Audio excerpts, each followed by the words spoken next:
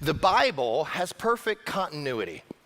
The Bible has perfect continuity. It's like it was written by one author that basically just, has a plot, and then there's subplots, and everything is intertwined perfectly together, pointing the same direction. I mean, it starts off, right? God creating 7 days. And then at the end of Revelation, you have, God destroying in 7, bowls of wrath. You have, God at the beginning, at the first of creation. There he is in the garden with a tree of life. Here he is at the end with a recreation in a garden with a tree of life. I mean, there's a lot of events that happen at the beginning that make no sense until the end of the story. I mean, God asking Abraham to sacrifice his only son Isaac makes no sense. And then God stops him before he does it. It makes no sense until you see, God is going to sacrifice his only son, but he's not going to stop that sacrifice. Or you have Moses in the wilderness, and he takes, this cursed object, a serpent, that has bitten the people and they're dying, and he holds it up and he says, anyone who will look on it and believe will be healed. That makes no sense until you see the Son of God, Jesus Christ, is put on a cursed object, the cross, and says everyone who looks on him will be healed and saved, right? I mean, that's what the Bible does. It's perfectly connected together.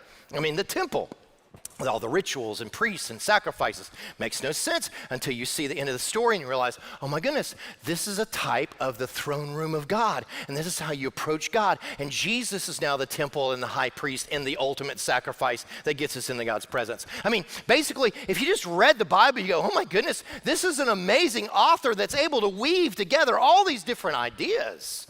Let me illustrate it like this. This is a silly illustration. But about 20 years ago, there was a sci-fi film that came out called Signs, okay? And basically, you have this minister who, his wife is killed in a car accident. And he goes to see her, and her final words were, tell my brother to swing away. Random what?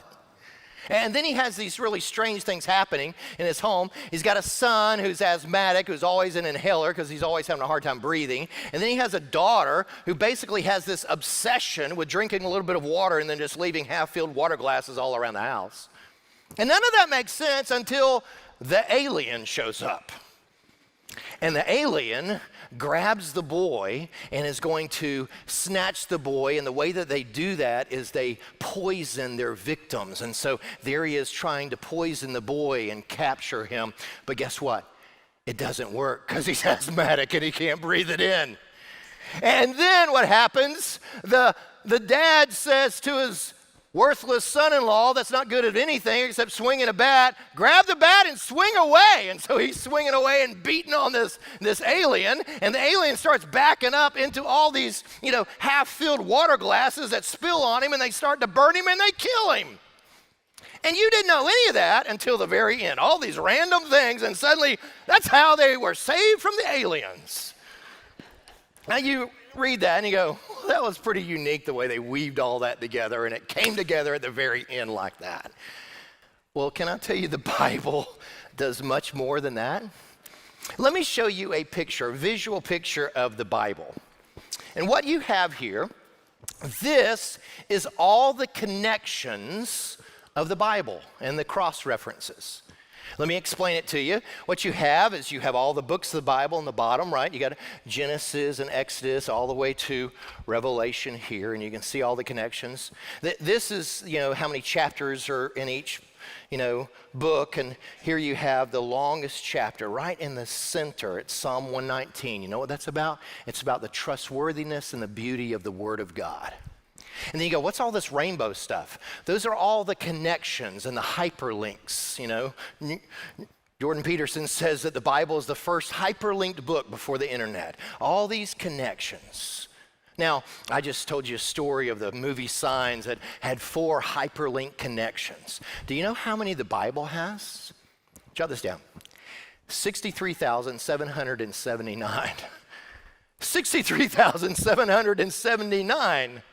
And you go, oh my goodness, just knowing that goes, what a master author created this book. Yeah. But here's the thing. This book was written by 40 different authors over 1,500 years on several continents, in 3 languages, Hebrew, Greek, and Aramaic. I mean, it was written by fishermen and soldiers and physicians and kings and scribes and prophets and farmers and slaves. And yet it all perfectly weaves together with one big story pointing to one big person, which is Jesus Christ.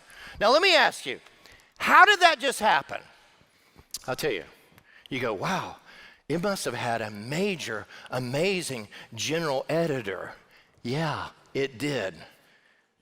God did this. That's the only explanation for this. Again, folks, you will not find any other book in human history like this.